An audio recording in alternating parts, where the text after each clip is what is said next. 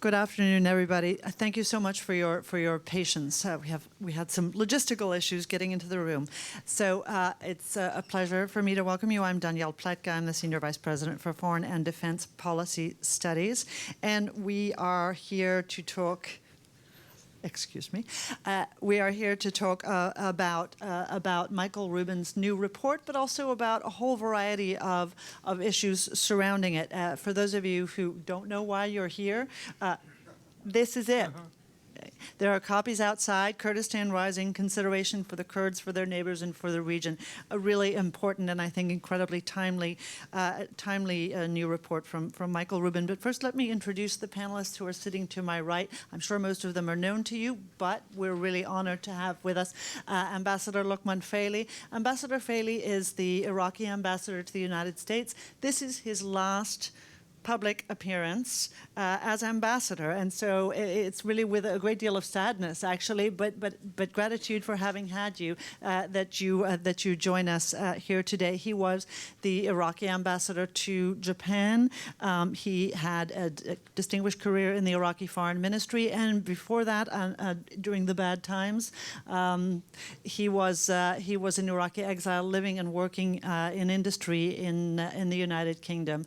Ambassador Faili is a Faili Kurd, so not only do we have an opportunity to talk to you about Iraq, but also about some of the Kurdish issues that are raised. So I'm delighted to have him. Just moving, I think everybody knows Michael. Michael Rubin is a resident scholar here at the American Enterprise Institute. He writes on a whole variety of issues, obviously also including Iraq and regional questions. He was with the Coalition Provisional Authority and the Pentagon.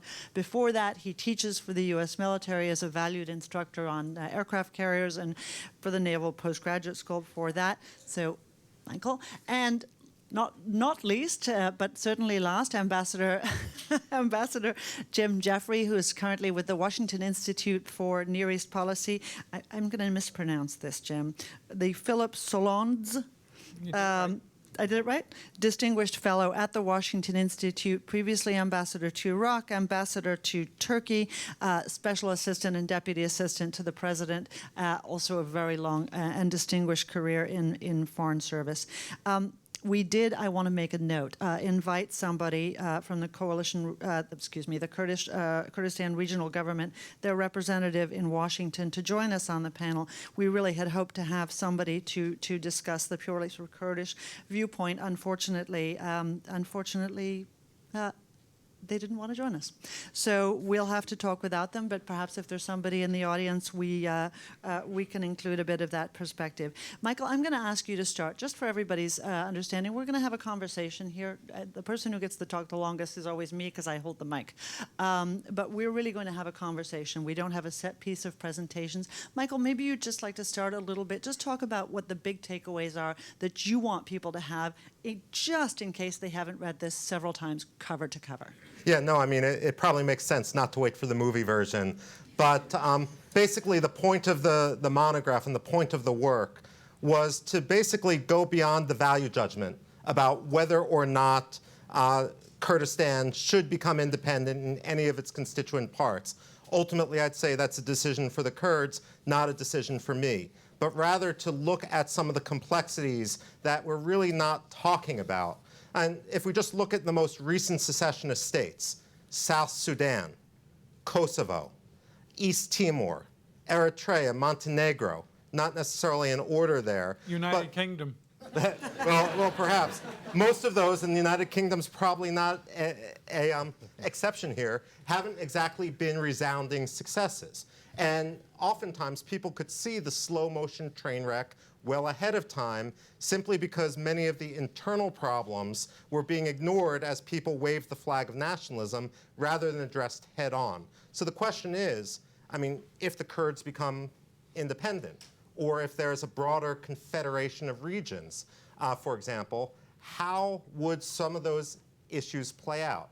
For example, I mean, just very briefly, and we're talking about rewriting 70 years of water sharing agreements in the Middle East, and that's something that people in the United States don't often talk about, but should raise concern given the fact that we've had, that at various times in the 70s, 80s, and 90s, some of these threatened to go kinetic.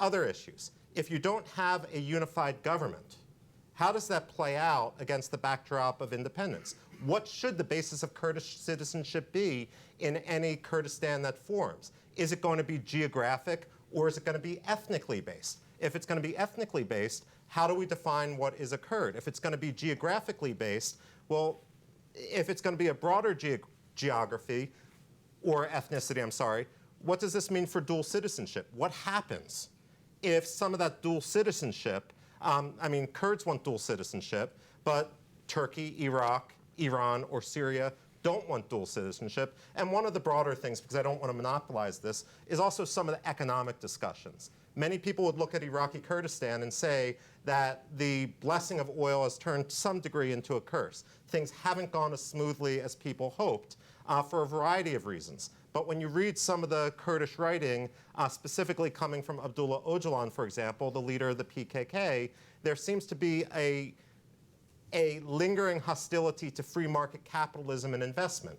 So if you're going to have a situation like that, how are you going to actually fund and encourage investment into a new Kurdish state if there's a perception that there's a hostility towards corporations, for example? Let me leave it there. I'm throwing out the kitchen sink, but it should be a lot to discuss.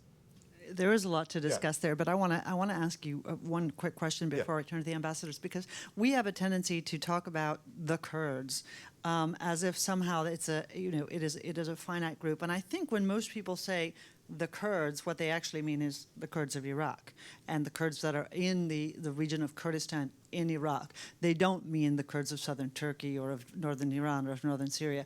That's actually not what they're talking about. But when we talk about this, when you examined this in your book, what were you looking at? Well, ultimately, of course, just by terms of access, most people start with looking at Iraqi Kurdistan. It has been the greatest success of any of the Kurdish regions to date. People forget, but the Kurdistan Regional Government is going to be nearing its 25th quarter-century anniversary next year from the time it was formed. And of course, the uprising in 1991 were about, we've marked the 25th anniversary of that already. But one of the things that struck me was, I've written a lot over the years about some of the internal divisions in Iraqi Kurdistan, but how much broadly they exist, as well as some of the indecision about some of the internal, I guess you will, logical walls. For example, while many people want Kurdish statehood, when it comes to tough questions about, okay, Iraqi Kurdistan and to some degree Rojava, Syrian Kurdistan have oil, would you be willing to share that to subsidize Kurds in other regions across borders? The answer becomes no. So some of those, practical issues that sometimes hide behind the emotional response of, we want a state and we want it now. So, Ambassador Faley, just to sort of bring you into this conversation, I think there's no doubt that what Michael says about how Kurds, sort of the Kurds, are perceived in Washington is in fact that they're perceived as Iraqi Kurds. Is it your sense, just sort of speaking from the Baghdad perspective, that there is a push away from or to dismember Iraq, and what is the thinking? From a U.S., how the U.S. No, how does the yes? Well, is the U.S. pushing for that? There is a recognition in Baghdad that the Kurdish KRG government, Kurdish entities in the north, have lobbied for independence in Washington. So there is an internal push from Iraq, and there is some level of acceptance here in Washington where it differ. For example, from the administration, they talk about unity of the country in all the meetings and everything else, formally, informally. From a congressional perspective, they're talking about the Kurdish dream. Historically, let's not forget about the 25 years Michael talked about. Even before, even during Saddam's, even before formation of the republic, from 71 onward, there has always been a legal entity for autonomous Kurdistan. That's always been there, and even at the peak of Saddam's power. So Iraqis have never questioned the right for the Kurds to have their determination of their identity. That's not the issue. The key challenge we have now in Iraq and the region, which is to do with a social contract, inter and intra-community social contract. That's the key issue. The Constitution talks about federalism. They have that. They have the majority of the rights of federalism. However, the obligations and the relationship moving forward is a key question here. What are the responsibilities in the inter and intra-community social contract between the Sunnis, Shias, Kurds, Iraqis in total? The government does believe in decentralization. We have no doubt about that. And we think they have more or less got all they wanted from decentralization. I'm puzzled to think about a topic where the Kurds don't have the right now, whether it's de facto or in paper, into the issues of decentralization and federalism. The key question is, what are their obligations of the Kurds toward the remaining of Iraq if they want to stay in this social contract? Michael's report is unique in a sense of, it's the first time I heard in Washington after 3 years where people talk about the practicalities of the issue. When people talk to me about Shiistan, Kurdistan, Sunnistan, and so on, which we hear a lot here, much more here than in Baghdad. Nobody in Iraq talk about those terms. But let's, for argument's sake, take it. I go back to them with the practicality of the issues. Where do you stay in separations regarding infrastructure projects? Where the provinces, how do they relate with each other? Airports, ports, all kinds of access. Electricity supply, for example. Basic things of that. What about the obligations on Iraq, legal obligations on Iraq? Are you willing to take your share of that? And so on, these issues. I think I might say we are now in a confused state. Let me give you an example. IMF, World Bank loans and what we're talking about now. Some people in the KRG government, some officials of the government say we need 17% of that. Does that 17% of the right or of the obligation as well associated with it? I think we are in a confusing state. We need to have that dialogue in Iraq. We need others to help us in a win-win situation and not be polarized on the brand of independent or not. Because I think the question Michael raising is more fundamental to the welfare rather than to the national aspect of it. All Kurds want to have a tick in their mental box, say we are independent. And everybody, all Kurds want that. And that's the right they have. But do they know the cost associated with it? I mean, if we had this discussion last week with our to Brit exit, now this week, a week on, there's serious questions about the cost associated with it. We need to think in that mentality in relation to Kurdistan as well. Just a quick follow-up. If you think about Iraq, is Iraq without Kurdistan? Historically, it can't be. Geopolitically, it's needless to be. For us to develop together, we need each other. That's the fact. We need to think about it. And the other question is, if you divide Iraq based on this new identity, why would it confine to the current borders? That is, if you talk about South-Pico and artificial borders and everything else, let's, for argument's sake, give you granted for that. Why would it be confined to this new? If it's identity, what about the Turkish Kurds? What about Syrian Kurds and so on, Iranian Kurds? If it's that, if it's Shia, same thing. So I think the question we have now, can we define a new formula where we can have a right social contract between us? The concept of nation state is being challenged, not just in Iraq, Great Britain, let alone everything else. So that concept needs to be challenged. We need to look at it freshly from a new 21st century global perspective. And that's the key question. Iraq is a forefront for it as well. Ambassador Jeffrey, you've obviously been through many of these conversations, lived through the tensions, and now you're seeing the same thing being replayed, even from a Washington perspective. But you were also ambassador in Turkey. It is a little bit amazing to me that the Turks have taken a variety of different positions on this. Historically, they were opposed. In fact, they used to regularly send troops. They still occasionally send troops in across the border, as if there were no border between Iraqi Kurdistan and Turkish Kurdish areas. How do you see all of this challenge? That's a really good question, Danielle. First of all, thank you for inviting me. Michael, thanks for putting this together. This is the kind of objective analysis that I think that think tanks earn their reputation by doing. And of course, it's always an honor to be here with my friend Lukman Faili, and we're really going to miss you, Lukman. A couple of basic points to cover your question and the general situation. The first and last will be the core issue of to be or not to be in terms of independence. And the others are the impact within Kurdistan, within Iraq, the region, and the United States. And then back very briefly to the basic question. The basic question is if a population that is relatively homogeneous, occupies a specific piece of territory, has a burning desire to become independent. In the end, it's the decision of that population, I believe. And I think that that's been the experience across the board.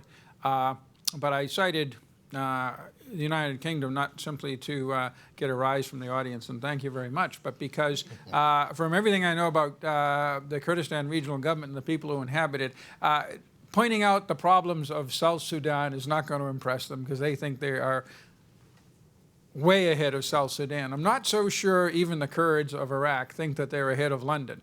And so they see those problems. So that's the first point. Second point, within Kurdistan, let me just say that you brought me almost to tears, Michael, on the 25-year anniversary of this happy land.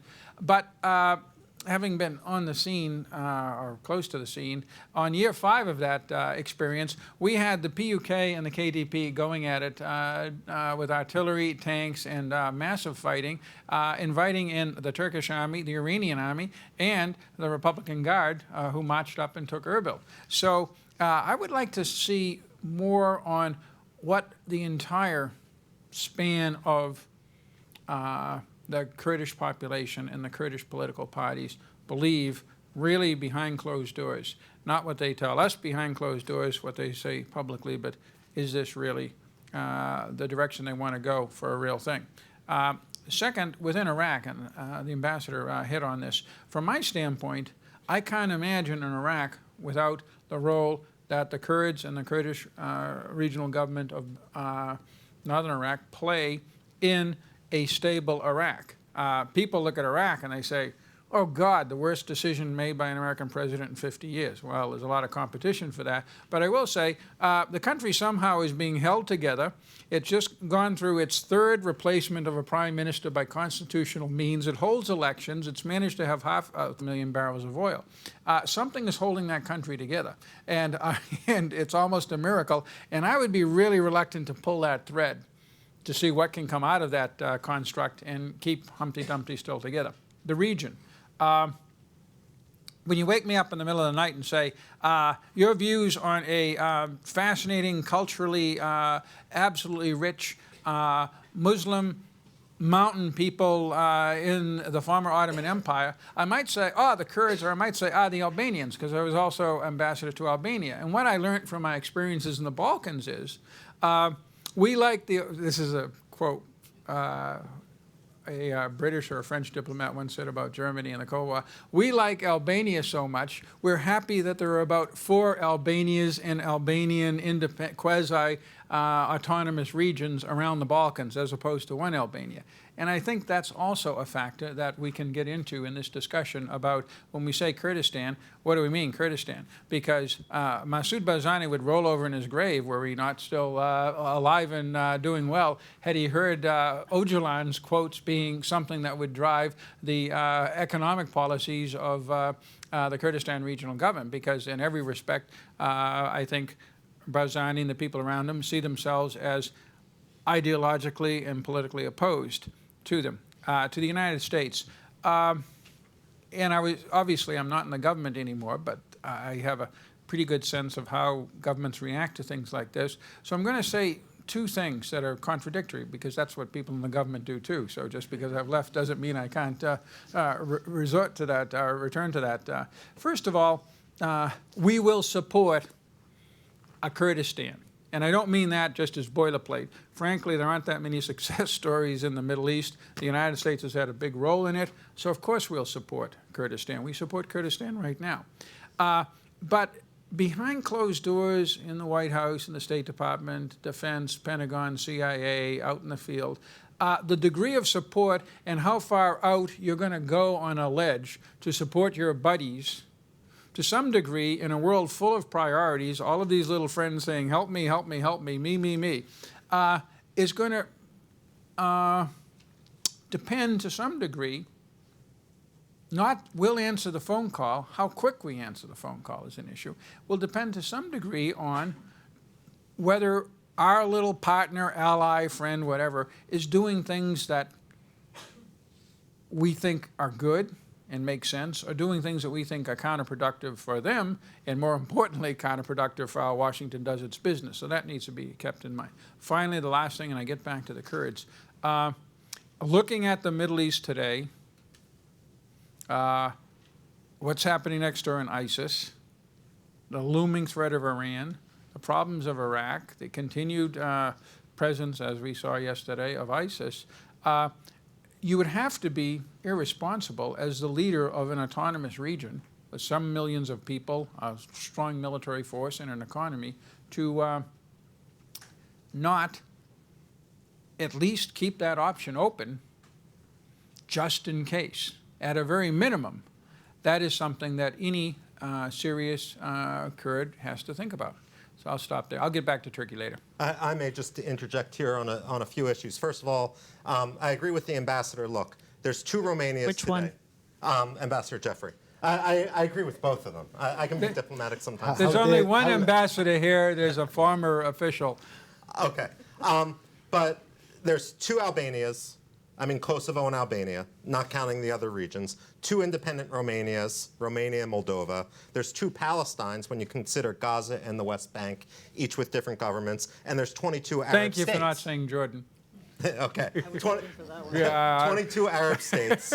The point of this is, I mean, there is an assumption in our debate that it's just going to be one Kurdistan. That's important to pull out. One thing I do want to pull out from Jim, if I may, statement is the Kurds see themselves much more like the United Kingdom than they do South Sudan or Eritrea or East Timor. But this is actually one of the problems that we have and that we're going to face, in that the Kurds seem to have a vision of themselves as much more advanced and privileged than perhaps they are. I mean, in the monograph I quoted one interlocutor as saying Iraqi Kurdistan is a land of first world restaurants and third world hospitals right now. Someone else pointed out, someone in the economic sector with whom I was talking, in the investment sector, that when you look at the oil producing nations, none in the top 20 in the world are landlocked. Now you can say Kazakhstan, which comes in at number 18, but even on the Caspian, they have an outlet in order to get their oil to other countries. They're not as dependent. Now, one of the things I do want to bring up to Ambassador, brought up from what Ambassador Faley said, is when it comes to the conversation in Congress especially, where Congress certainly has have become cheerleaders in many ways, just for the emotional case for Kurdish independence. New York Times reported a couple months back, by the way, that the Kurdistan regional government has spent more lobbying in Washington since 2010 than either Pakistan or Kazakhstan have. But it's not going to be the United States that is going to be the determinant of whether Kurdistan goes independent or not, nor is it really going to be Turkey. For all Turkey once opposed this ferociously, you're now in a situation that so long as the Kurds make their economic bargain with the AKP and can do business from each other, in effect, if Iraqi Kurdistan can be subordinate to Turkish economic interests, Turkey's not going to respond militarily. We're not talking about Iran, though. Iran fears, I would argue strongly, the precedent of a change in the status of Iraqi Kurdistan, and they've made this threat directly through the foreign ministry and indirectly through the Quds Force when you had some of the people involved in the 1989 Qassemlu assassination showing up in Erbil as note takers in various meetings with de facto President Barzani. So you have a situation where oftentimes the Washington conversation navel gazes, and I'd argue this is really no different. I think there is, from a Washington perspective, the Kurds are the darling they have in the region to a certain extent, which means that, and historically, at the peak of the U.S. presence in Iraq, none of Americans were injured or killed in Kurdistan. So they're more comfortable in the Kurdish region, and I give them that. And the Kurds work very hard to attract and get a lot of ticks in the American mindset in relation to how allies should operate with each other. I don't think that's an issue here. The key issue here we have is, do the Kurds and others want to think about stability, prosperity, or what? If we had this discussion 100 years ago in relation to nation state, I'm sure we'll have a different argument than now. technology and everything else has changed, transformed what nations are about. If they focus on stability, then with a landlocked and all other argument, it doesn't work out. Why would you go to do it? If you already have most of what you want anyway. I mean, it's more or less. If you're talking about mentally you want independence regardless of any cost associated with it, then you have a question of, are you a responsible ruler?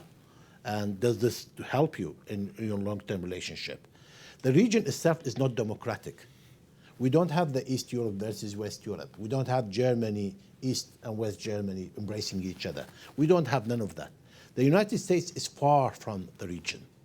Geographically, it's far from the region.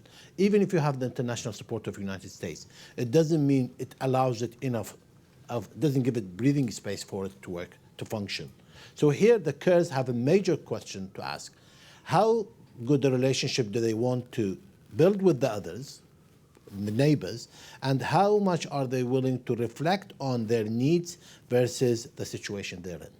ISIS in itself, let me give you an example, and this is a problem we have. Prior to the ISIS invasion, prior to June 2014, every Iraqis were talking about unity of the country. With the ISIS situation, it made a big fracture in the societies and how do they relate with each other. We're still trying to resolve this question. How do we deal with the situation post-ISIS because of the damage, irreversible damage of some of ISIS done to us? So I think the questions we have in the 21st century should be different to independent or not independent. I don't think any nation now can say, I'm 100% independent. I mean, we could see that because of technology and everything else. So I think the questions are wrong.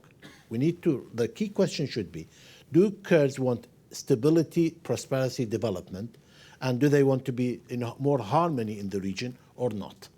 Are they willing to put up with the cost associated with it? I mean, if I may, one of the things I did in the course of this work was do a deeper dive in the writings of Abdullah Öcalan, for example, the imprisoned PKK leader. And in recent years, he's really formulated this idea of democratic confederalism, which basically just special relationships among the various Kurdish regions. But the question I still have in the back of my mind, even as every interlocutor who was a supporter of the PYD in Syria or PKK in Turkey or perhaps HDB or whatever, would argue, no, he means it. I kind of get the sense that there's a discrepancy between the leadership who might be using this as a cover and just the passions of ordinary people who would say, give us democratic confederalism and we're going to have 4 different independent Kurdish states tomorrow. You know, in a way, the Kurds are obviously in a rather luxurious position. Much of it their own doing, and I think we all sort of need to. They suffered a lot as well. Let's not forget. And you know, anybody who doesn't remember the Anfal campaign, anybody who doesn't remember absolutely the suffering of the Kurdish people at the hands of Saddam Hussein, but also frankly at the hands of other neighbors as well, has forgotten how much the Kurds have gotten through. And so, you know, even as we consider some of these questions and whether it's good for America, good for the Middle East or not, I think the Kurds absolutely own that. But there is a reasonable question to be asked, coming back to this issue of what is happening inside Kurdistan as a matter of governance. You know, we focus a lot on the defects of governance in the area. You know, who has not heard us talk about Erdogan? You know, notwithstanding a terrorist attack in Istanbul that we all are shocked by, the fact is that Erdogan is running an increasingly authoritarian, repressive Islamist government that has done a lot of damage in the region. Baghdad, we've talked about successive prime ministers. You know, is he doing the right thing? Is he sharing money? Why is he not doing this? Has he done enough of that? You know, I mean, there isn't a week that goes by that we don't have an exhaustive investigation of the many faults of the various regional leaders. And by the way, rightly so. That's you know, we support them. We have men and women on the ground fighting. We absolutely should be doing that. But we don't do a lot of that for the Kurdish region. And for those of us who have spent time there and who have huge affection and admiration for the Kurds, nonetheless, we have a lot of friends there. I know one of my very good Kurdish friends has described the PUK and the KDP as you know, as the Camorra and the Ndrangheta. You know, one mafia against another mafia, indifferent to the interests of the people where they live and more interested in their own power, enrichment, nepotism, and everything else. Fair, not fair, a reasonable question to ask. Should it be a consideration as we think about independence? Just a quick. Yeah. I think the key question here is you have an evolution of parties who are in opposition, who are resistance movement into governing. So that takes time. I think you need to be giving the breathing space for it. They need to be monitored. They certainly need to be watched and closely because of the opportunity for corruption, because they're not used to in that region. Decentralization is not the delegation of authority is not the culturally tribal society. So unfortunately, there is an issue to watch out for. However, at the same time, breathing spaces are allowed, have been given to the Kurds, have been given to Baghdad and others, which should have got its act together with relation to governance, transparency, and others as well. Investment for companies to come in and so on. These are hard questions which I don't think we have really reflected hardly on ourselves. What's the adverse impact if we focus on the small politics and forget the bigger politics, which is to do with stability, prosperity for our people? These are questions I don't think we have fully answered yet. Most of our officials were in opposition. They were away from governing. They certainly didn't know how to go about state building in that sense. And on the other side, and let me say this in as much diplomatically as possible, the Americans picked whom they thought they were comfortable with, not who what needed to be on the ground. That in itself also didn't help the situation. If I may, very quickly before going to Jim, I think the question is fair. One of the differences, while I recognize the problem of basically fighters, guerrilla fighters, freedom fighters, whatever you have, being forced in government. And by the way, this is something that Iraq has experienced, of course, with the popular mobilization units fighting the Islamic State. The difference with the KRG is that you've gone from a situation of freedom fighters to hereditary republicanism. And that's affected not just the KDP, where it might have been more expected, since it was much more of a tribal party, but also the Patriotic Union of Kurdistan, which once set itself apart from the KDP by saying we're about ideology, not about genetics. And so this ultimately becomes a problem. And I'd argue, and this is problematic from the point of view of US policy, since we still designate the PKK to be a terrorist group, in that one of the recruiting tools or propaganda tools which the PKK has is we're the only party which isn't one of these hereditary Republican parties. I want to come back to the PKK in a second, but Jim? You're right about the flaws of the parties in the Kurdistan regional government constellation. And I think that the reason that we don't focus on that too much, other than because we really, want to have friends and buddies, and it's so hard to find them in the Middle East.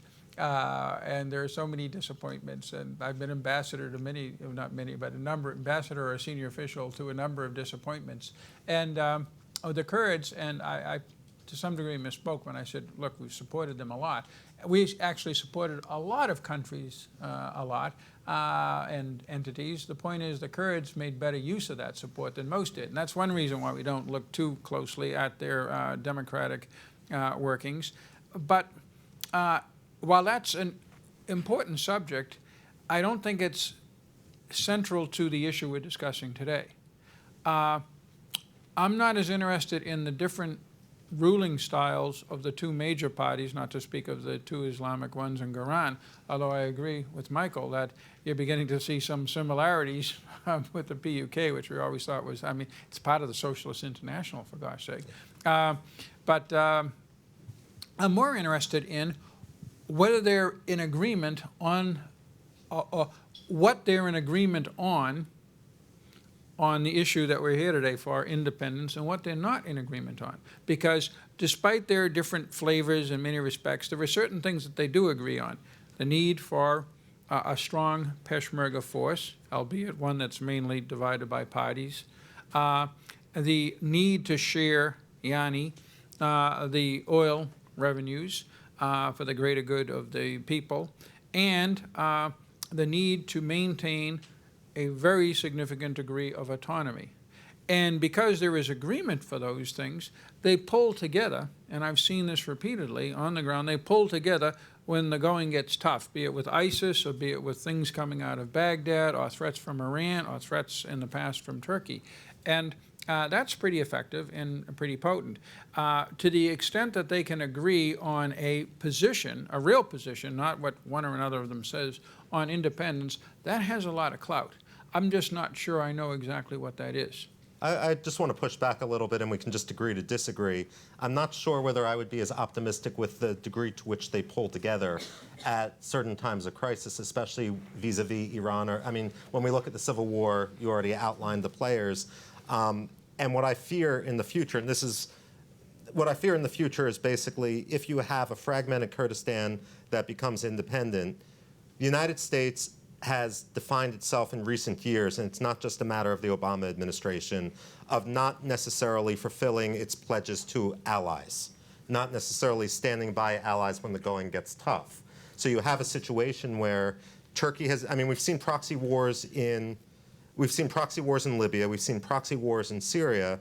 There's every reason to believe that there are enough people on both sides of the divisions, or on all sides of the various divisions in Iraqi Kurdistan and Kurdistan writ larger, that will be willing to take cash from one side or another, which can can blow this up regardless of what ordinary people believe, hence the frustration. And the last point I want to make is when it comes to at least the Kurds, I mean, you're absolutely right that the Kurds have distinguished themselves in reality and as being very friendly to the United States. But at the same time, what I worry about in my introduction to Kurdistan was really with the younger generation, teaching at various universities on both sides of the KDP-PUK divide, is that there's a growing frustration that the United States isn't standing up to principle, whether it's support for the free press, or, for example, the Goran has been waiting to get visas to come visit Washington for the last 7 months. Yeah. I mean, what's with the holdup there? I won't speculate. Michael, I said I was going to come back to the PKK. You keep talking about it, about the PKK and about Abdullah Öcalan more as a sort of a philosophical and spiritual and ideological leader than as a head of a terrorist group. Just help think through that evolution, please, and for me. Oh, well, I mean, basically speaking, PKK it started this insurgent. First of all, it became the predominant, if you will, or most talked about Kurdish entity in Turkey in the late 70s, early 80s by virtue of targeting anyone else who opposed it. So there was an element of a personality cult that was imposed at the point of the gun in there, and that may not be something which the PKK wants to hear, but it's still the perception out there, and the perception is, I believe, rooted in reality. Now, at the same time, Abdullah Öcalan was captured, fleeing in Kenya in 1999. He was sentenced to death because of the European Court of Human Rights. That sentence was commuted to life in prison, and the Turks subsequently spent the better part of a decade saying how irrelevant he was. Well, enter Recep Tayyip Erdogan, who, as prime minister, inaugurated a peace process with the Kurds. We can argue, and historians will argue, about whether this peace process was sincere or cynical. But the one thing which I think is unarguable is that by reaching out to Erdogan after a decade of saying he was irrelevant, he bestowed upon, by reaching out to Öcalan after a decade saying he was irrelevant, he bestowed upon Öcalan the mantle of being the indispensable Kurd. And that is something which, despite the collapse of the peace process, can't be taken away. Likewise, in talking with Turks, and I mean, one of the things with regard to this book project, my criticism writ large of a lot of people that focus on the Kurdish issue is that they surround themselves with the Kurdish issue and don't really get out and about among those seen as the adversaries of the Kurds. But in talking to the Turkish military at various high levels, Turkish intel, and Turkish investors, others, I would ask some simple questions. I mean, for example, do you envision peace without Abdullah Öcalan being released from prison? And universally, the answer to that was no. And if he is released from prison, what do you expect would happen? And the quip that sticks in my hand is, we didn't fight for 30 years so that he could be mayor of Diyarbakir. I would ask very provocative questions to people in the Turkish General Staff, for example, such as, do you believe that a quarter of the flag officers in the Turkish military should be reserved for former PKK fighters? Now, the answer to that is, of course, no. But from the PKK perspective, well, what does a resolution actually mean? So we have this sort of issue. Now, what the PKK would say, and yes, after Erdogan reached out to them, I sat down, I disagree with them, they know I disagree with them. I sat down and I talked with them, however. They basically argued, look, yeah, I mean, one of the questions I always ask is, to various people who identify themselves as PKK or one of its offshoot parties, when have you ever disagreed with what Abdullah Öcalan has said? And I'd never get an answer to that. Because basically there's the personality cult issue. Well, there's a personality cult issue across both Turkey, the Kurds of Turkey, the Kurds of Iraq, be it whatever party they want. It's all about strongman personality cults, and that's a problem which we need to confront. I want to bring it back to you, Ambassador Faley, just for a second. In this neo-imperialistic discussion that we're enjoying here in Washington about how we're all going to divide up the Middle East again, and we did just have a great event on Sykes-Picot, just in case you think we don't have the standing to do that. It strikes me that even though we are talking about Iraqi Kurdistan a lot of the time, and we are talking about the clear accomplishments of our friends in northern Iraq, that if in fact we move further towards the de facto treatment of northern Iraq, of Kurdistan as an independent state, that actually does have implications for other Kurds in the region, whether it's the Kurds in Iran or it's the Kurds in Syria or in Turkey. So, you know, think about this not so much from the question of the unity of Iraq, but what the implications are for the entire rest of the region. Do you see this as, or am I just dreaming? Is there not that sort of unity? Not. I mean, the region itself is going through transformation where it's trying to identify a level playing field where all can start from, whether it was before Nasserism, Arabism, Islamism tried for a while, and others as well. So now the issues of ethno-sectarianism is one of the key identity issues being raised. So people are trying to look at the commonalities or not. Serious dialogue is not taking place in the region to answer these questions. And therefore, those who try to polarize the societies are winning over. One problem here we have, in a sense, is majority of the political Kurdish leaderships polarize their societies so far to the right in relation to independent and what's associated with it, then now when they practice the politics, they find that it's not feasible, it's not beneficial, geopolitically, if nothing else. That's what we talked about before. Then when they try to bring them back to the center or right of center, they're finding a problem with it. And hence, even if people now, hence a question, for example, regarding referendum or not for Kurdistan, okay? That's one of the examples. It becomes hard when you lock yourself into an argument and then you find in reality that you didn't think about the various factors adversely impacting that argument. So here we talk about the geopolitics of the region. Mm-hmm. The geopolitics of the region means Iran will certainly feel threatened, unease by having a Kurdish entity alone where it's not clear what is the relationship with Turkey, what's the relationship to energy, who has control, who has access to that part of it as well.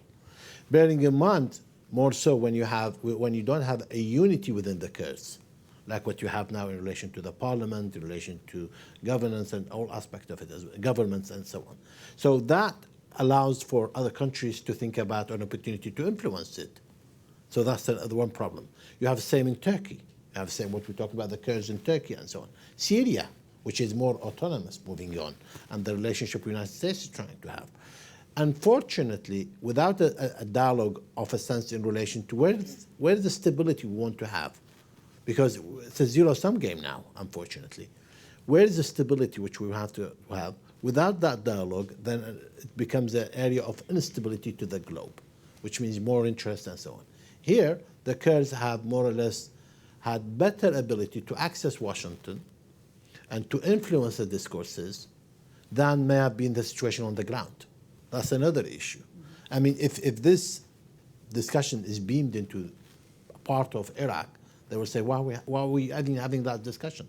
This is academic more than anything else. So I think we need to reflect the reality on the ground rather than for our own purpose or for our own relationship with the Kurds uniquely. Interesting. Now, the Kurds have always had a really very capable representation in Washington, which I think is reflected in some very positive views of some, without that broad. I agree. My hat to them as well. For 30 years I've been here.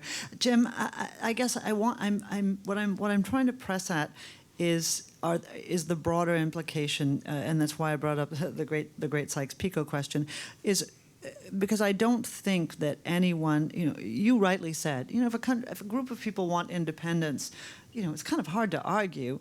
On the other hand, historically, of course, the United States and everybody else has argued, maybe not. Now, the implications are not quite as straightforward.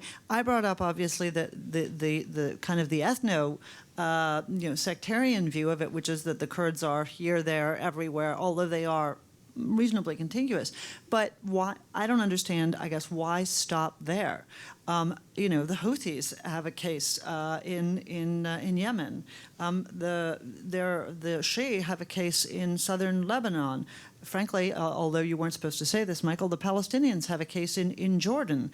At a certain moment, we end up reenacting the Paris peace talks. And saying yes to certain people and no to certain people. The Kurds were, of course, there. And were told no, much to, I think, their shock, and perhaps that would have changed history. But what are the implications here for the United States? Are we opening a Pandora's box? Congress has been very forward-leaning on this. You remember last year there was an amendment to the National Defense Authorization Act. That weapons be passed directly to exactly, the Kurds. Which was really a de facto recognition of sovereignty. And that led to the U.S. government finding ways through the Iraqi government to get weapons to the Kurds a lot more effectively than it had before. So it was not without effect on how things happen in Washington. But that's a tension. The U.S. government, it may look calm from a distance with these brilliant press conferences and smart folks like Ben Rhodes giving interviews in the New Yorker and such, but inside that government, and some of the people in this audience have worked in it or worked in Congress, plugged into it, and it's chaos on a good day. It's total chaos, and when something happens like yesterday in Turkey, it's triple chaos, because then half the people who go out and say things discover that they said stupid things, and then the chaos just multiplies. That's the usual fate of people all the way up to the top in government. So therefore, they never sit around in the morning in the National Security Council and hold a meeting on, we need more problems. We need more military deployments. Rather, they're trying to figure out how they can tamp these things down. And countries breaking off generate an awful lot of our entities breaking off generate an awful lot of work, to be, bureaucratic, but also many unknown ways forward. And the problem is, you have to look into either, hidden in the documents or look at your nose in front of your face, that we're running a global security system. And we're running it kind of as an economy of force on the cheap, because we're not spending 20% of our GDP on diplomatic aid and military affairs. We're spending only about twice as much as a lot of other countries. And it basically all kind of works, but it's based on the expectation that the wheels don't keep falling off. Enough wheels fall off, even if some of the wheels feel that it was time to fall off, and the whole thing starts being called into question. And we're in a bout of this right now with Britain. And therefore, Washington is always going to have this instinctive, we don't want to have this happen. The devil we know is always better than the devil we don't know.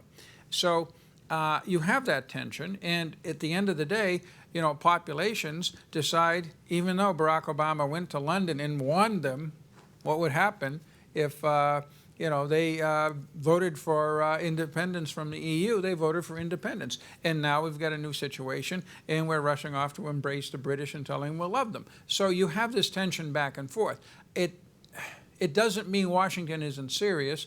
It also doesn't mean that it won't try to adapt to the new situation as best it can. It's just that real things happen as a consequence of this. And I don't want to pick on the Kurds and what could happen there, or we can get into this in the questions. But, you know, one of the first things that happened after the, Friday was that a lot of people started talking about revitalizing the European Common Security and Foreign Policy, and particularly ESDP and its military wing, which we have always seen as an existential threat to NATO and look to the British to fix for us, and they've done a pretty good job of it all in all. Well, they're not going to be doing that job much longer. That's the kind of thing that Washington focuses on. I think just a quick point. If you look at issues binary way, yes, should they have independent or not? The question is not straightforward. It's not that hard to answer. However, managing complexity is the key challenge here we have. Unintended consequences to a lot of actions. The known unknown and the unknown unknown after, which is bigger, which means that any decisions now in relation to independent or any other in relation to inter and inter-relation community issues in Iraq will have an unintended consequences way beyond the ramification. If the region was put in artificially, then the knock-on effect means it will go to its natural habitat, which means it will go a ripple effect into the whole region. And that's an area here, for example. We have issues in Basra, for example. Majority of the issues in Basra are nothing to do with Shia, Sunni, others. It's to do with governance, to do with the ability of services and others. So if you look at it from a prosperity perspective, it's totally different than the issues of national identity or the issues of independence. Independence in itself will make people happy for 30 seconds, thereafter the consequences associated with it elsewhere. By the way, let me reverse the issue. In Baghdad or in the south or others, if they say the Kurds, let them go on their own way, okay, even if I foresee that this is problematic for the Kurds, what are the consequences for me thereafter? Why would I want to have a neighbor whom I don't have, we're not in sync, or we don't have the right interlocutors associated with it as well?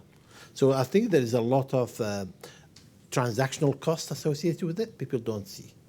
If I may, just talking about the emotional case for independence, if you have enough people who live in a fairly contiguous area that want it, from a U.S. perspective, what worries me is what happened with regard to Bosnia.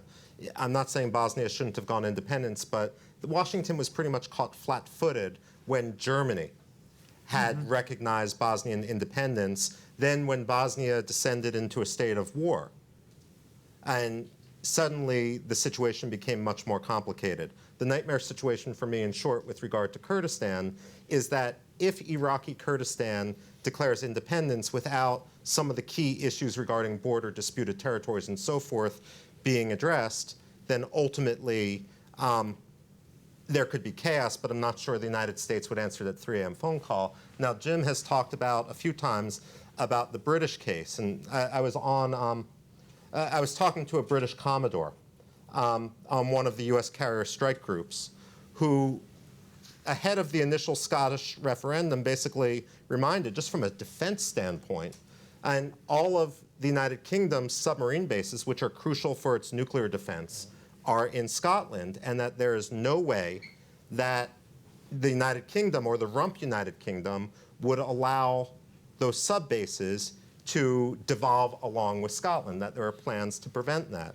Well, when we look at broader Kurdistan, and you have issues, for example, in Turkey, what happens to the F-16 base in Diyarbakir or in Iraq? There's always been, even though there's been some recent movements on this, the issue of the Kirkuk airfield. So could you have a situation where on one hand you have a new independent state, whatever its borders would be, and then you have a military base from a neighbor which might not be peaceful, smack dab in the middle of that rump state. So, I mean, again, I'm just emphasizing that we can use the British example, and the Kurds can look at the British example, even though they're not British. And the complications, if they want to pursue that, are yet to fully become clear, especially on military and defense. One of the other issues, it's all well and good to talk about the Peshmerga, and I can criticize the Peshmerga for not being unified, but they do have honorable service over history, and whatever you want to call the YPG after the Great Battle of Kobana, or whatever you want to talk, I mean, if the Kurds change their status inside Turkey, history is written by the victors, and so the description of the PKK will change, but whatever one looks at the PKK guerrillas, the self-description. The fact of the matter is, if you have a unified Kurdish state, who's going to pay for the Air Force? Is it going to be the only country in the region without an Air Force surrounded by hostile powers? And so this is one of those issues, again, that we're not talking about. Is it going to be just, I don't want to be too cynical, like so many of the Gulf states, oh, you don't have enough equipment, we'll sell you some, but if Iraqi Kurdistan is $20 billion in the red, if the rest of Kurdistan isn't going to be fully floating economically, how are we going to actually manage that sort of aspect of Kurdish defense? Again, something that we're not really talking about. So I want to turn to the audience for questions. I'm sure you have a lot of them. I have an exit question. Would we be having this conversation, and would this question be as alive if Barack Obama had not withdrawn all U.S. troops from Iraq in 2011? Barack Obama didn't withdraw the troops. George Bush withdrew the troops. No, George Bush agreed to do it. Right. And Barack Obama actually tried to keep troops on. Now, the level of enthusiasm might have been somewhat less than what George W. Bush would have shown, but he actually made a halfway effort to do it. And if we could have gotten a status of forces agreement, or if we could have convinced the military to stay on at that time without one, he would have kept troops on. And we didn't. Would we be having this discussion? Yes. Still? Oh, yeah, sure. Because we certainly had this discussion before 2011. I can't ever remember going to Kurdistan, and boy, I went to Kurdistan all the time because it's so nice, when this discussion didn't come up. In fact, the famous Purple Finger election in Kurdistan, the famous Purple Finger election of January 2005 was accompanied by a kind of sort of Potemkin Village independence vote, which came out, 99% for and 1% against? And so it's always out there. It's always the list of things. It's always in the baggage when you talk with the folks in Erbil. Michael? I mean, I would say, despite all the talk about referendum, until the Kurds actually say what the language of that referendum would be, I see it as a nationalist foil rather than a serious move. With regard, I mean, in many interviews in Baghdad, many of the Iraqis, and historians are going to continue to debate this, would say they were frustrated with the United States because we wouldn't take yes for an answer. In terms of being offered immunity, but then U.S. lawyers telling the Iraqi parliament that they had to approve, basically telling the Iraqis the procedure by which they needed to go down. But I do agree with Jim that we would still be having this conversation because, frankly, this idea of independence is a century-old Kurdish dream. It's not going to go away. And whatever criticisms I have of the Kurdistan regional government and the de facto emergency laws inside the Kurdistan regional government that we see today, and we know how well that worked in the rest of the Middle East, the fact of the matter is they have done Kurds in Syria and Rojava, and I had the pleasure of getting to go there, and in Iraqi Kurdistan, have done a pretty good job. The question is whether that trajectory is still going to go forward and meet public expectations. I think I mean, first of all, I want to ask Jim, who was the 1% who didn't vote for? I don't know. I thought that they decided nobody will believe us if it's 100%. So I think there was probably some no votes that would print it off, My point is, it's a century-old dream for all the Kurds. The problem is here is oversimplification. That as much as the recent articles talked about Iraq as a problem for every question they had, the recent articles in Washington, the question has been always independent is the solution to every problem. Mm-hmm. That's the wrong question. That's the wrong question. Let me also, as Iraqis, and because we're not straightforward in our politics, also add a complexity. They may go for independent for the referendum, but don't have independent as a leverage. That will complicate the situation more and more. I would not be surprised if that takes place. Yeah, they're talking about that in the UK too. All of these things are very complicated. So many of you who have been here before know what our rules are. Please raise your hand when I call on you, identify yourself, and then make your brilliant but very brief statement in the form of a question. This lady right here has her arm up. Here's a mic coming. Thank you all very much for this fascinating panel. I'm Dr. Nusayba Yunus from the Atlantic Council, and I run the Task Force on the Future of Iraq. So the recently reunified PUK and Goran sent a delegation just in the last couple of days to Baghdad, where they've been discussing trying to get Baghdad's permission for an oil pipeline that could export oil directly from PUK territories, potentially including Kirkuk, to Iran, because what they're really interested in right now is in developing some independence from the KDP and from the KDP's dominance over the KRG's economy. Could you talk a little bit, Michael, in particular, about what your research showed you about the how serious the divisions are now between Erbil and Sulaymaniyah, and whether you see the conditions being in place for a new civil war in Kurdistan, and if so, what kind of a role Baghdad would play? Well, first of all, it's useful to remember with regard to the last civil war back between 1994 and 1997, it started out over revenue sharing. But putting that aside, one of the key issues I would look at, and granted this has been impacted by the decline in the price of oil, but my conclusion first, bottom line up front, I would argue that both Baghdad and Erbil are wedded to the status quo. Now, But she asked about the divide between the few. I'm about to say that because if Baghdad wanted really to pull back the PUK and Goran into its fold, Baghdad could pay the salaries of the civil servants in PUK land and Goran land who haven't been paid for a variety of reasons. And yet, they aren't willing to do that because they don't want to formulate that sort of break. So when it comes to the PUK-Goran meetings in Baghdad, again, I see this in terms of leverage and posturing, because if I may say with a bit of snideness, everyone else in the world, when they engage in negotiations, embraces the value of leverage rather than completely ignores it. I'm sorry, I want to follow up on your question because it really was a very good one, and I'll come last to Lochman. But Jim, how do you think the U.S. looks on the idea of a PUK to Iran pipeline? That would be, even more than most other things that pop up from left to right field, something that even this U.S. administration, and bear in mind, and I'll be the first to say it here today, we've talked about it at various points, we're not going to have this administration for much longer. I think most American administrations, including at least some people in this administration, look askance at any of our friends doing deals with the Iranians that make the Iranians stronger. But it's an interesting point because it gets to the whole... Except Boeing, you mean? But I'm not going to...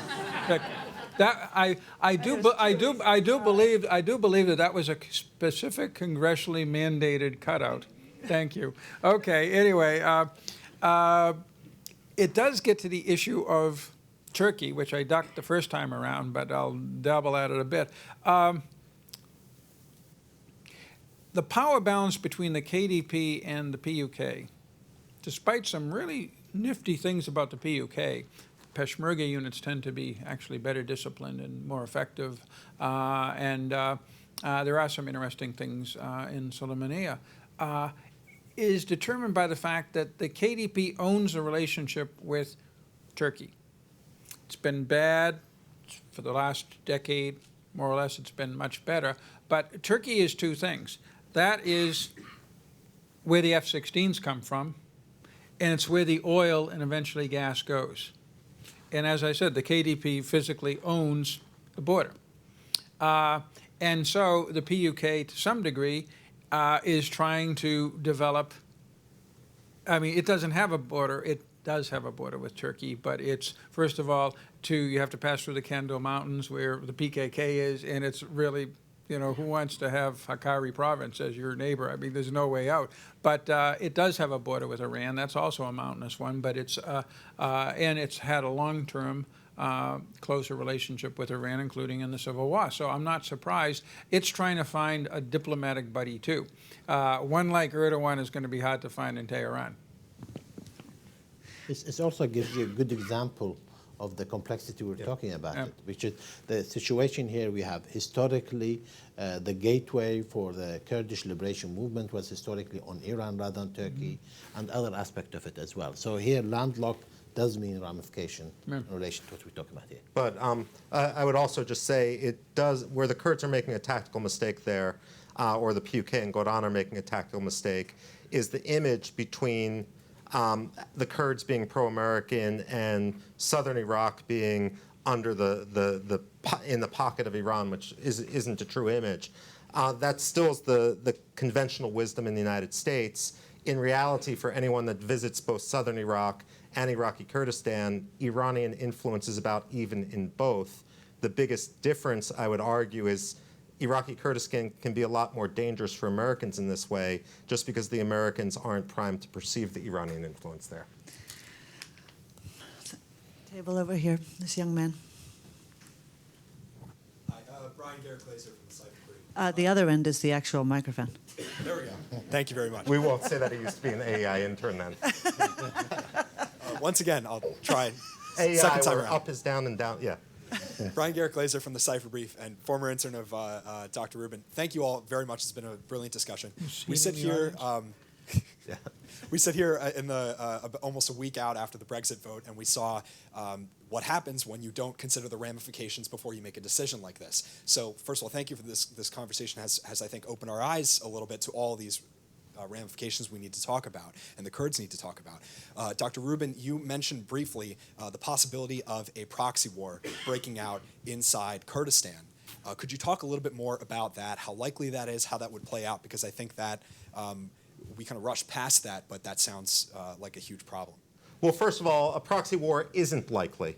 You've had political violence in Iraqi Kurdistan since the 1990s, but the Kurds have also learned a lesson of what can happen in 1997. Now, in the mid-1990s, I should say, when you bring up Brexit, the conclusion you made is that people don't recognize the consequence until after they voted. But another conclusion one can make is when the governments or the bureaucracies become quite arrogant, and the distance grows between those bureaucracies and ordinary people, the people can react in strange ways. And so if I were the Kurdish leadership right now, that might be the factor, both PUK and KDP, that I would be worried about more. We talked about 1991. We talked about how everyone should remember the Anfal. But according to KRG statistics, the mean age in Iraqi Kurdistan is now 20, which means people weren't alive even at the time of the Iraqi uprising. And so instead of recognizing, and the people who are graduating from the universities, be it in Baghdad, Basra, or in Iraqi Kurdistan, they weren't, politically mature. They were what, 5 years old at the time when Saddam Hussein fell. And so you have the frustration, I would argue, turning against what's perceived as a lack of opportunity, corruption, among the political parties. And this isn't just a problem for the KDP and the PUK, it's also a problem for Goran, which successfully captured the protest vote, if you will. But at the same time, it needs to now struggle, and people are getting increasingly cynical about it, about whether or not it's just all the rhetoric of reform or whether they're actually serious about reform. And then you could could you have a Kurdish Spring is another question. I think just a quick, the likely scenario is more for locals to have control of their localities rather than a civil war of any type. And that's across Iraq.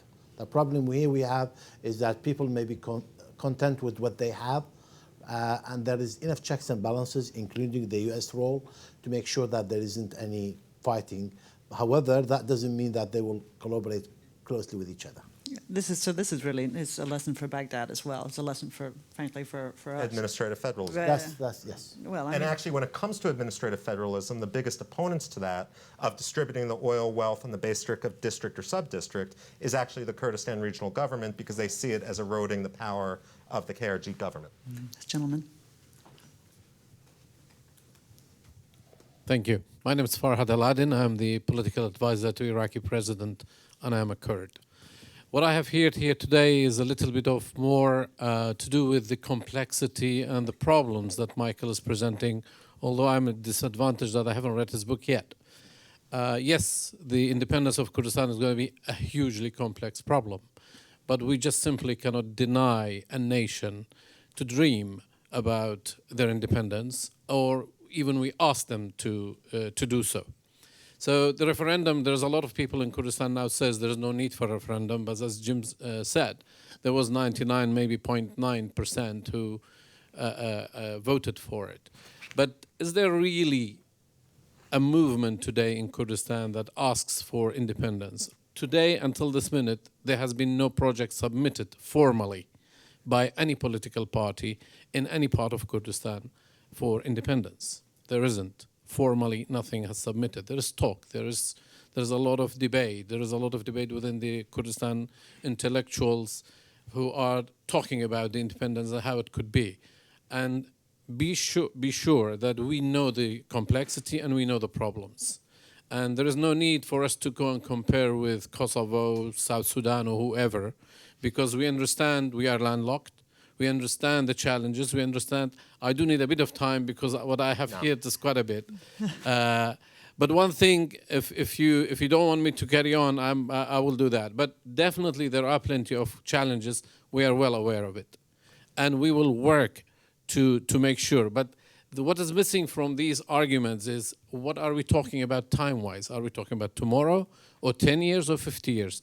20 years ago, it was a crime to talk in Kurdish in Turkey. Now we have 60 plus MPs in the Turkish parliament under the Kurdish banner. If you want us to respond, you got to give us a chance to I will give you more than a chance. So you let's have all the start floor. response now. But one last point I will make about the civil war. There will never be a civil war again in Kurdistan. And the panel said that. Basically, what I would argue is, you can, very briefly, you can say that people are aware, but there's nothing reflective in the public conversations or in the political conversations to prepare the public for many of the complexities with which they will have to deal. The decline in revenue, the decline in political representation in Baghdad, or some of the other issues. And therefore, what I would strongly urge, like I said before, the Kurds will ultimately make this decision. It's not for me to advocate one way or another. But the complexities are such that one can't delay having those conversations if you don't want to end up in a train wreck. Do either of you want to say anything? Yeah, just quickly. I think there is emphasis and responsibility on the leadership in Kurdistan also to know the ramification of talking about independence all the time. The others will say, why would you need to talk about it if you have a 20, 30-year plan for it? And if you're not working on the disengagement, which talked about concerned when they talk about so much about independence without fully pulling their people in the right direction. That's my concern about it. Do they understand the ramification associated with such a rhetoric? Thank you very much. Abbas Kadam. I'm with the Foreign Policy Institute, SAIS, Johns Hopkins. Excellent panel, and thanks to my friend Michael Rubin for putting together this report. I look forward to reading it deeply and see what he has. He always has great things. My question is about Mosul, and we didn't talk a lot about it, or at all, if any. Mosul and the liberation of Mosul will have two kinds of consequences. One of them, it will require cooperation between Baghdad and Erbil in order to get the battle at least effectively. I mean, it can be done without the Kurds, but it's going to be much easier and better if they do it. This cooperation will, if or when I should say, Mosul is liberated, then it will bring the huge questions about the issues that were settled as a matter of fact after Mosul was taken by ISIS, disputed areas, etc., and the future of relation between. I would like to see what the panel think about how that will affect. Will the sweetness of the cooperation that will lead to a great nationalist result, liberation of Mosul, lead to drawing Baghdad and Erbil together, or will the disputes that are century-long between the two sides going to kick off right away and have that? So I would like to hear that. Thank you very much again. Thanks, Abbas. Yeah. Let's let you, please. Okay. From my standpoint, there was a de facto situation in Mosul where you had, in the eastern half of the city, considerable Kurdish presence, Iraqi Kurdish police units and others, and you had a significant Kurdish population, and there was an understanding that that simply was the way things were. And then in parts of the province, you had a gray zone where you had both Kurdish forces and Iraqi army forces with American Overwatch that then went away in 2011, but nothing changed. If both sides are willing to restore something like that to Mosul and can agree to something beforehand, then you can have the happy solution that you talked about.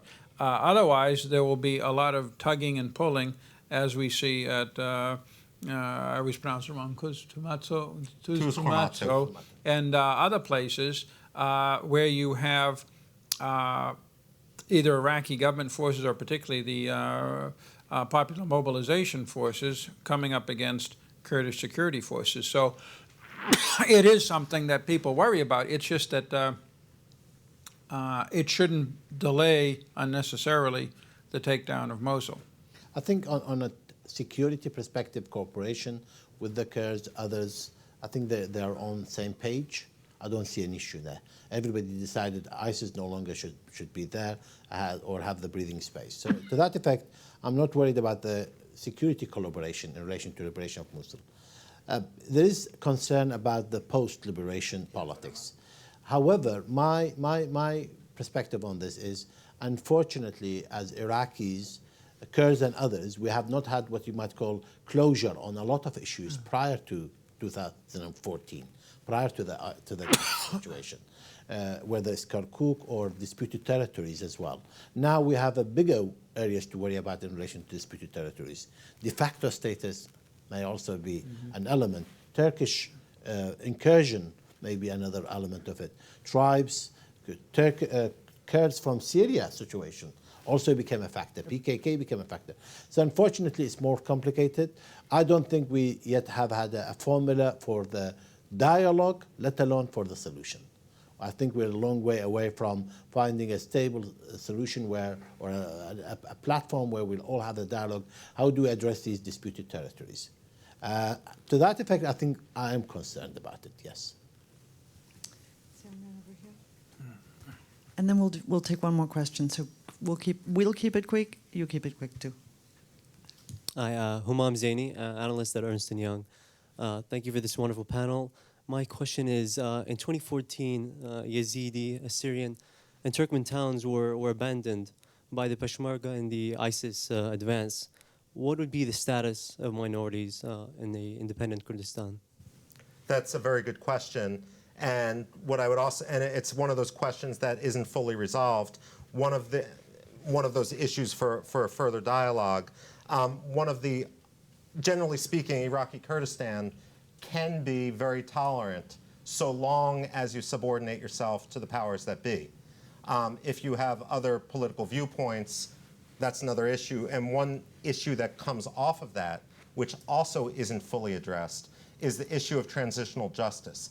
In every conflict in which the Kurds have been part, they've been fighting on both sides of that conflict. So whether we're talking about Josh versus not Josh versus Peshmerga in Iraq, whether we're talking about village guards versus PKK fighters in Turkey, whether we're talking about people fighting in Sinjar versus those that abandoned their posts without even giving weapons to Yazidis, that hasn't been fully addressed. And all of these, if left unaddressed, have a bad habit of metastasizing.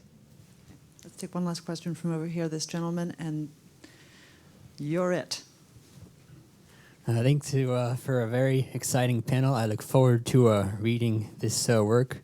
And I just want, I'm Shlomo Bowles with the Syrian American Council researcher. I wanted to ask about the Syria component, which was not focused on as much for obvious reasons. But as was pointed out at the beginning, the Peshmerga, when you say arm the Kurds in Washington, you're mainly thinking Peshmerga. But the PYD, the Syrian Kurds, have arguably been the main beneficiaries of the U.S. Campaign to arm the Kurds against ISIS. And they have a very different record from the Peshmerga. I can tell you they are a lot less in favor of the Syrian revolution, a lot inferior in terms of human rights. So how do you see that relationship going forward between the PYD in Syria and the Peshmerga in Iraq? I'm so glad you asked that question. That was the one thing I wish I had asked. So, Very good. I actually, in the course of doing research for this, I had the opportunity to go to Syrian Kurdistan, to Qamishli, Amuda, Malakiya, and some other towns there. It's a great question. The YPG has been the most effective fighting force. When one criticizes some of the human rights issues, the answer I would get would be much the same as I heard in Iraqi Kurdistan at other points in time. When you're facing a greater crisis, these things happen, but we aspire to be better. One of the metrics for Washington to pay attention to is whether the trajectory still stays positive on increasing democratization. I have to say, I was very impressed by what I saw when I was in Syrian Kurdistan, and unscientifically, and there's no scientific polls in these regards, unscientifically, I would say that Syrian Kurds tended to favor the YPG/PYD much more than they favored the Barzani-affiliated political parties, and that's one of the reasons why I would argue that one of the policy recommendations for this, however the debate goes, is the United States needs to have a much more serious discussion about how it's going to interact with the PKK. Now, the State Department will sometimes try to conduct intellectual somersaults and say that the YPG is functionally different from the PKK, but every office I would go into Qamishli would have a big picture of Abdullah Öcalan, so many of the locals might beg to disagree with that sort of diplomatic smoke and mirrors show. Ultimately, the discrepancy and the conflict between the YPG and the Kurdish Peshmerga is also something with which we need to be more aware for two reasons. First of all, at the battle for Kobane, it didn't seem like much aid was coming from either the Turks or, I mean, quite the contrary there, or the Peshmerga until it looked like the YPG might actually pull this off, at which point they wanted to share the victory. The other problem here, however, is that if the United States goes in for emotional reasons, for moral reasons, and says, we want to help the Kurds, we risk getting tied down into what continues to be quite an internecine conflict, political if not military. I would point out that the day before President Barzani's term in office expired last August, he convoyed through Erbil a good deal of military equipment, which in theory was supposed to be off fighting the Islamic State, but had been warehoused back in Erbil, and that only highlights the problem of people putting political power and short-term concerns above the long-term strategic concern, and that impacts not only Syria and Rojava, but all the regions of Iraqi Kurdistan as well. any final words from you, Jim or Lokman? Certainly the Syrian Kurds, the YPG, the key issue is what are they going to do in the majority or even minority Arab areas that they are now either effectively in or will soon be effectively in.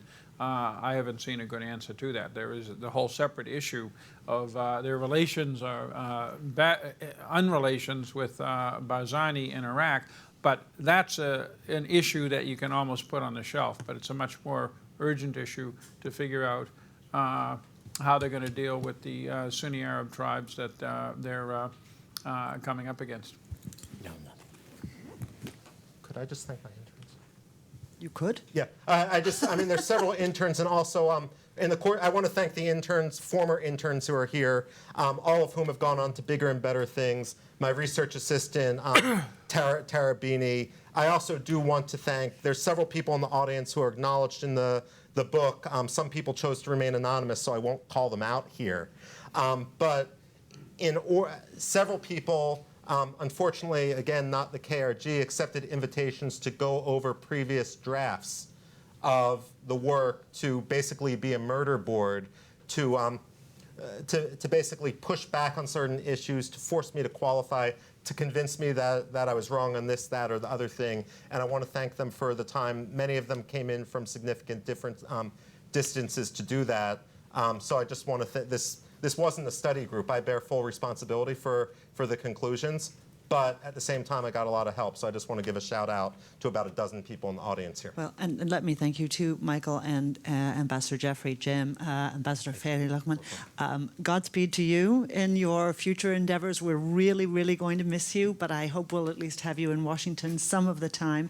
And thank you to the audience for joining us in this discussion. Grab a copy of Michael's really very fine work outside. And for those of you not celebrating Ramadan, we have some wine and cheese outside if you'd like to join us, and you can yell at Michael then too. Okay. So thank you all. With that, we're done. Okay. Thank you. Congratulations. Thank you.